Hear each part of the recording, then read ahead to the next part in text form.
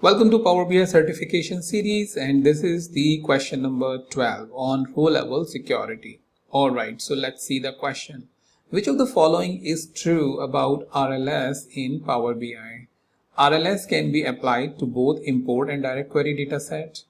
RLS can only be applied to import datasets. RLS can be applied to direct query datasets. RLS cannot be applied to any data sets. So you need to figure it out which answer is correct so that you can give the right answer and also test your skill whether you are clear about RLS concepts or not.